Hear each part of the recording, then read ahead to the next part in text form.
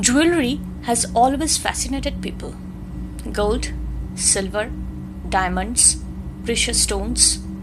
Their glitter has always symbolized desire for centuries.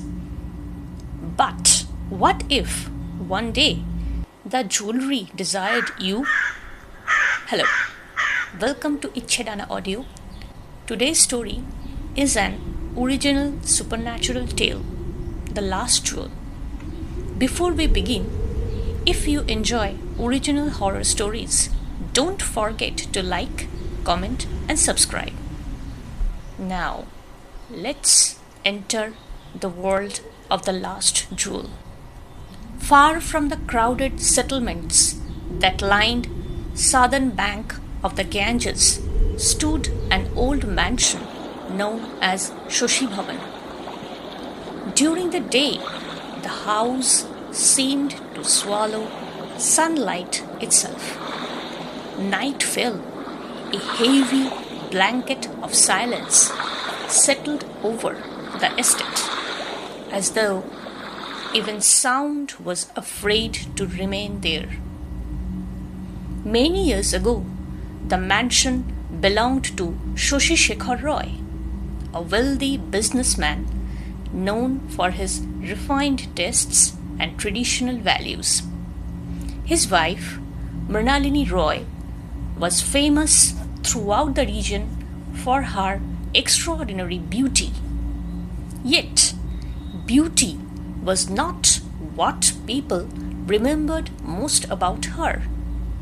They remembered her obsession, an obsession with jewelry. At first, no one thought much of it. After all, there was nothing unusual about a woman enjoying fine ornaments. Shashi Shekhar, like any other loving and caring husband, indulged Mrinalini's every wish. Necklaces from Kolkata, gold bangles crafted by renowned artisans, diamond earrings, silver anklets. Whenever Mrinalini desired a new piece, it was delivered to Shashi Bhavan. She would spend hours standing before her mirror, wearing, admiring each ornament before carefully placing it back into its wooden, velvet-lined box. But slowly, something changed. The servants began noticing strange things. Mrinalini no longer merely wore her jewelry. She spoke to it. One afternoon, a maid accidentally entered her chamber and froze at the sight before her. Mrinalini sat surrounded by open jewelry boxes. The room glittered with gold and gemstones. And she was whispering softly, "Don't leave me. Do you hear me? None of you must ever leave me, okay?" The terrified maid fled the room and never returned to work. A few weeks later, Shashi Shekhar witnessed something even stranger. Late one night, he found his wife asleep while wearing nearly every piece of jewelry she owned.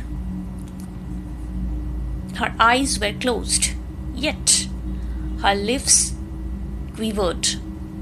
He leaned closer and heard her whispering in the darkness, "Promise me you will never leave me. Never, never." That was the night an unfamiliar fear took root in Shashi Shekhar's heart. A few months later, disaster struck. One of Shashi Shekhar's business ventures collapsed, leaving him burdened with enormous debts. For the first time in years, he found himself struggling to manage his finances. He knew how deeply Mrinalini was attached to her jewelry. Still, believing she would understand the gravity of the situation, he approached her one evening. Mrinal, he said gently, I have suffered heavy losses. We need money urgently. I may have to sell a few of your ornaments to clear some of the debts. The moment the words left his mouth, he regretted them. Mrinalini slowly lifted her head. The look in her eyes sent chill through his entire body. There was no sadness, no disappointment, only fury. A cold, burning fury that seemed capable of setting the entire mansion ablaze. No! The word escaped her lips like a growl. Shashi forced an uneasy smile. I know it's difficult, but this is only temporary. We can buy them back later. No! This time her voice was louder, sharper, more dangerous. No means no. That night, several servants reported hearing laughter from her chamber. When they cautiously peeked inside, they saw Mrinalini standing before a large mirror, wearing every ornament she owned: necklaces, bangles, anklets, rings.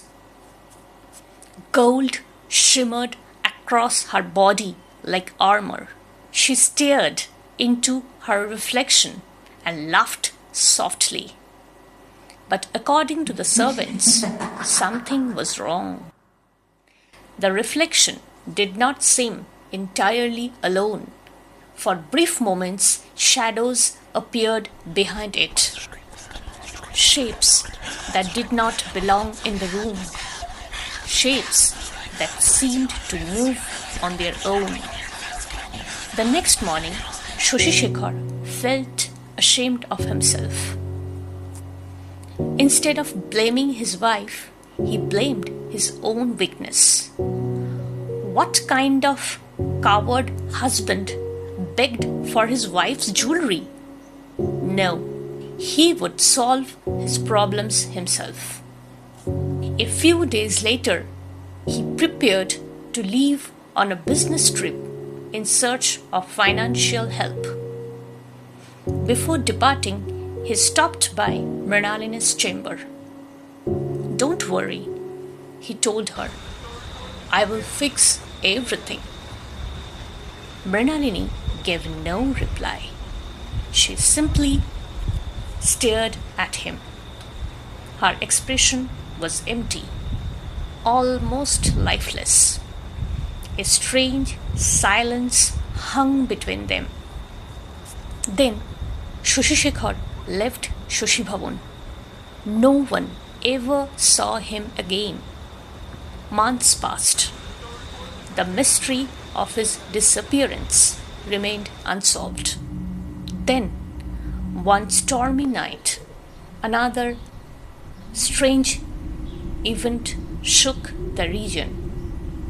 A trader named Abina Shah was returning home from a nearby market.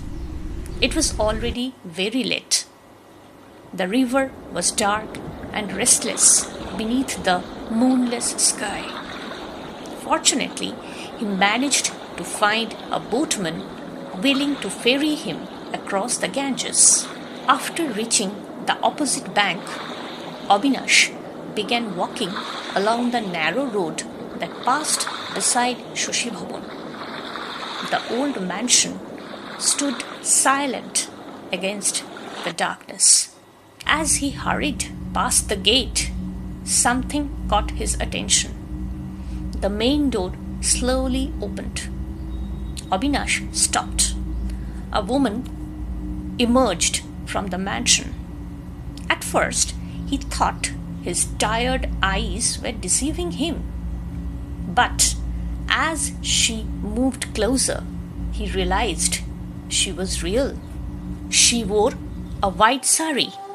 Her long black hair hung loose over her shoulders, and every inch of her body glittered with jewelry. Necklaces, bangles, rings, anklets. So many ornaments that she seemed to shine even in the darkness. She moved strangely, not quite walking, almost floating. Slowly, she drifted towards the river. Avinash watched in horror. Then came a sound.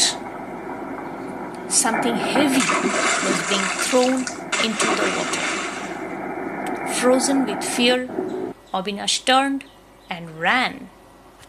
He did not stop until he reached his home. The next morning, shocking news spread throughout the region. Mrinalini Roy had vanished. She was nowhere inside Shashi Bhavan, nowhere in the surrounding villages, nowhere at all. But that wasn't the strangest part. The wooden box that had once contained her beloved jewelry was completely empty.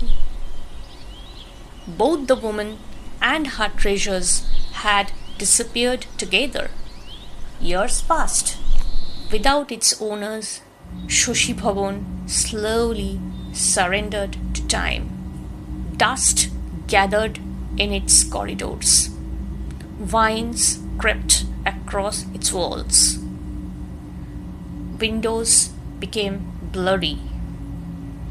The once grand mansion became little more than a ghostly landmark beside the river. The villagers avoided it after sunset. Some claimed they had heard strange sounds coming from inside. Others swore they had seen a woman dressed in white sari standing at the upper windows. Most chose not to speak about the place at all. Then, nearly a year later, a new owner arrived.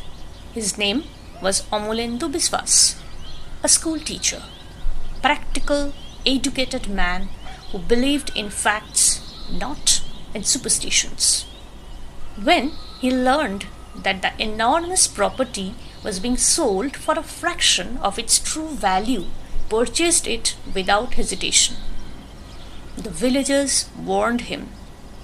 They spoke of disappearances, of ghosts, of women obsessed with jewelry. Amulendu laughed. "Ghosts don't exist," he said. "The only things that hunting the house are rumors." For the first few weeks, everything seemed perfectly normal. Nothing unusual happened. No mysterious figures, no strange noises, no restless spirits. Amulendu secretly congratulated himself for ignoring the villagers' foolish stories. Then, one night, he heard it. A faint sound drifting through the darkness. The sound of Anklets.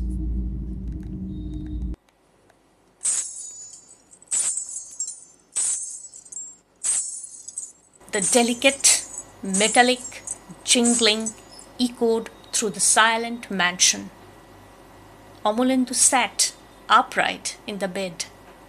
At first, he thought someone had entered the house, but the same continued.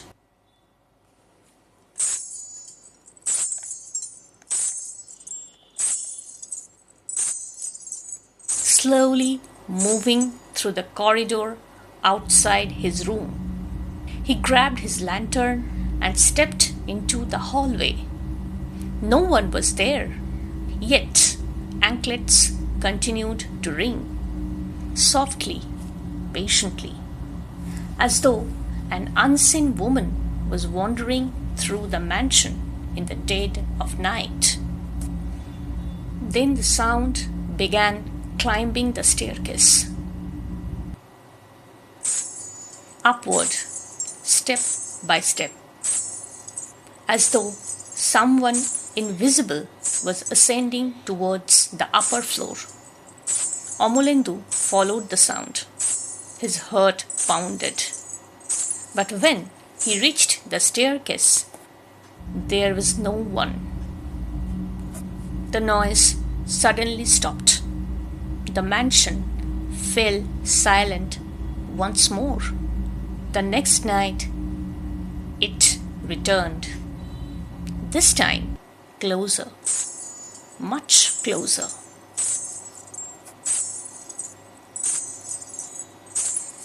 The sound seemed to circle his bedroom.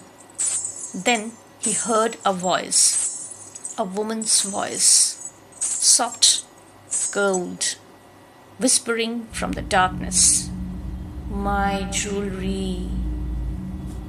Amulendu's blood ran cold. "Who's there?" he demanded. No answer, only silence. The following morning, determined to prove there was a rational explanation, he searched every corner of Shashi Bhavan. Room after room, corridor after corridor, attic, storage chambers, servants' quarters, nothing. Hours passed. Just as he was about to give up, he noticed a small, forgotten room hidden behind a pile of old furniture. The door was almost invisible beneath the years of dust. Curious, he forced it open. Inside was a mountain of broken household items and discarded junk. As he cleared the debris away, something caught his eye. A wooden box, old, locked, buried beneath everything else. After a struggle, he managed to pry it open. The moment the lid lifted, he froze. Gold. The box was filled with gold. Necklaces, bracelets, rings, earrings, dozens upon dozens of glittering ornaments. For a moment, the treasures seemed almost beautiful. Then Amulendu noticed something impossible. The jewelry was warm. Not slightly warm, noticeably warm. As though someone had been wearing every piece only moments earlier. A cold shiver crawled down his spine. That night he dreamed. In the dream, a woman stood at the foot of his bed. Her face was pale, her eyes dark and hollow. Yet there was no mistake who she was. Mrinalini Roy. He stared directly at him, without blinking, without moving. Then she spoke. A single sentence. Those belong to me. Amulendu awoke drenched in sweat. But even after the dream faded, he could still hear something, very faintly, somewhere deep inside the mansion. The next morning, Amulendu could think of anything else. The dream, the voice, the jewelry, and above all, the sound of those anklets echoing through the darkness. For the first time since moving to Shashi Bhavan, he found himself questioning his own certainty. Perhaps there were some mysteries that reason alone could not explain. As usual, he walked to the village school that day. The lessons passed slowly. His mind remained fixed on the hidden box and the woman from his dream. On his way home, he stopped at a small tea stall beside the road. The elderly shopkeeper handed him a steaming cup of tea and studied him for a moment. You still live in Shashi Bhavan, don't you, master? Amulendu nodded. The old man hesitated. Tell me, have you heard anything at night? Amulendu looked up. What do you mean? The shopkeeper lowered his voice. The anklets? For a moment, Amulendu felt a chill run through him. The old man continued. Or perhaps you've seen a woman dressed in white. Amulendu remained silent. The old shopkeeper shied. I thought so. What do you know about that house? Amulendu asked. The old man stared toward the distant river before answering. Our Rani, Mrinalini Devi, loved her jewelry more than anything else in the world. He paused. People say she believed only every ornament carried a piece of its owner's memory, a fragment of their life, a trace of their soul. Amulendu frowned. A soul? That's what she believed. The old man nodded slowly. She used to say that wherever the jewelry remained, its owner could never truly leave. The tea suddenly tasted bitter. And after she disappeared? Amulendu asked. All the jewelry vanished with her. The old man's eyes darkened. Yet the anklets never stopped. Neither man spoke for several moments. The evening wind rustled through the trees. Somewhere in the distance, a dog began barking. Amulendu finished his tea and rose to leave. But the old man's final words followed him all the way home. Some possessions become obsessions, master, and some obsessions refuse to die. That night, Amulendu made a decision. If the jewelry truly bound Mrinalini's spirit into the world, then the solution was obvious. The ornaments had to be destroyed. After sunset, he carried the wooden box to the banks of the river Ganges. The river flowed slowly, silently beneath the moonlight. One by one, he removed the ornaments. A necklace, a ring, a pair of earrings. Then he threw them into the water.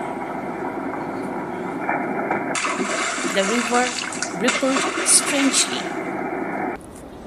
as though something beneath the surface had stirred. Amulendu hesitated.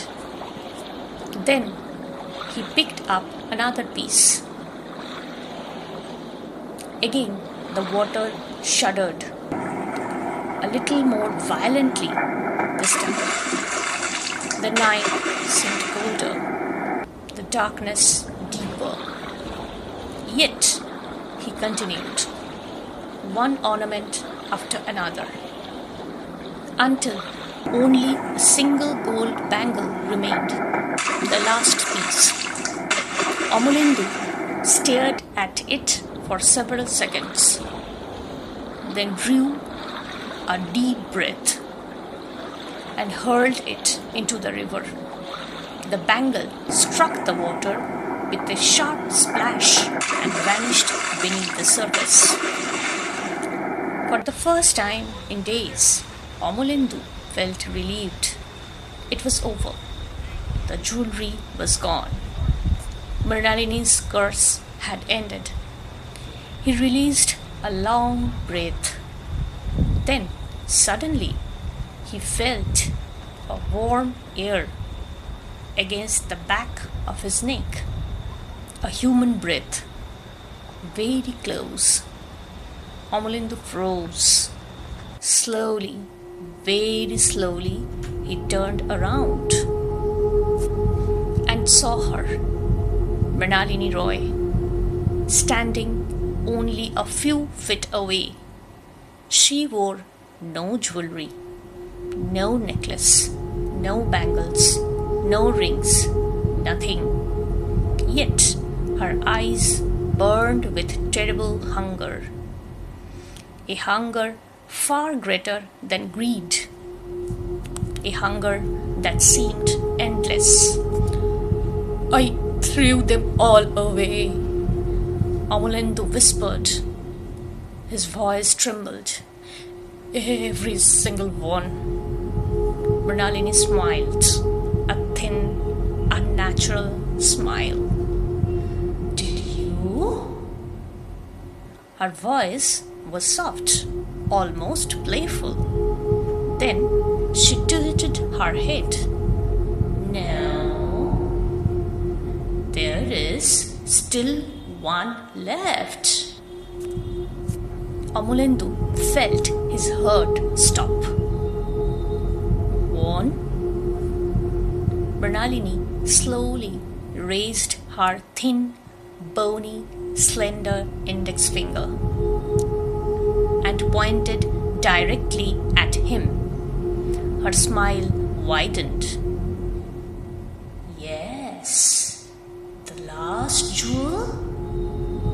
The following morning, fishermen noticed something unusual drifting along the waters of the Ganges. It was a wooden box, old, withered, and strangely familiar. Curious, they pulled it ashore and forced the lid open. Inside, there were no necklaces, no bangles, no gemstones, no treasure of any kind.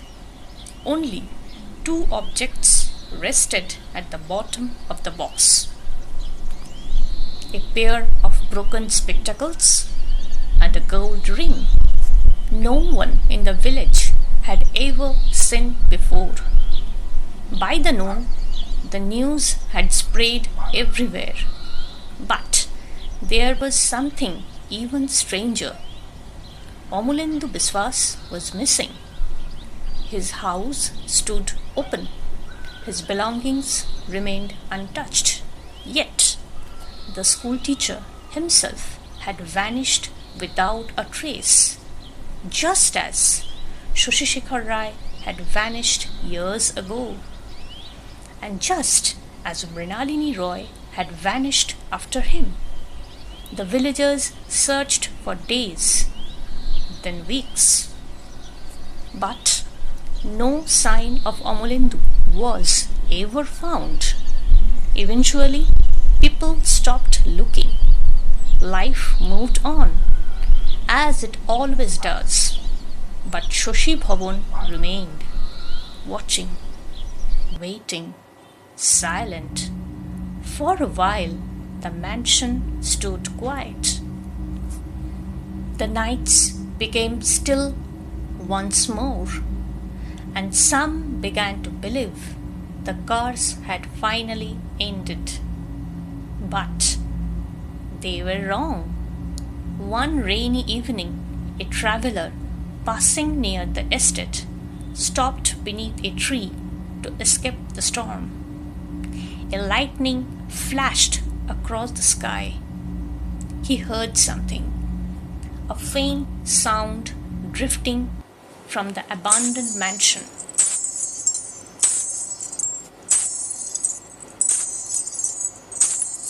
The delicate jingling of anklets, slow, measured, patient. The traveller listened. Then came another sound, a woman's voice, softly counting, as though somewhere carefully inventorying a precious collection. 1, 2, 3. The traveller felt a chill run through his body, and then laughter, a quiet, satisfied laugh from somewhere deep inside the darkness. He fled before he could hear more. The next morning, the villagers found fresh footprints leading towards Shashi Bhavan, but none leading away. Since then, people claim that on certain nights, when the moon is hidden and the river runs back beneath the sky, the sound returns.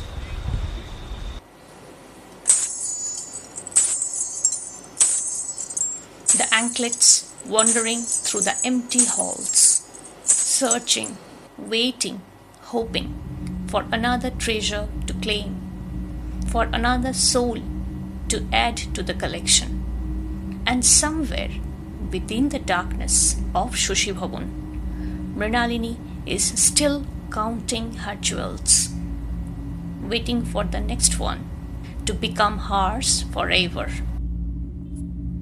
Do you think Mrinalini's spirit was trapped by the jewelry? Or was she controlling it all along? And what do you think happened to Amulendu? Tell me your theory in the comment section. If you enjoyed this original horror story, don't forget to like, share and subscribe to Ichedana Audio for more original horror, mystery and supernatural tales. That's for it today. Until next time, goodbye.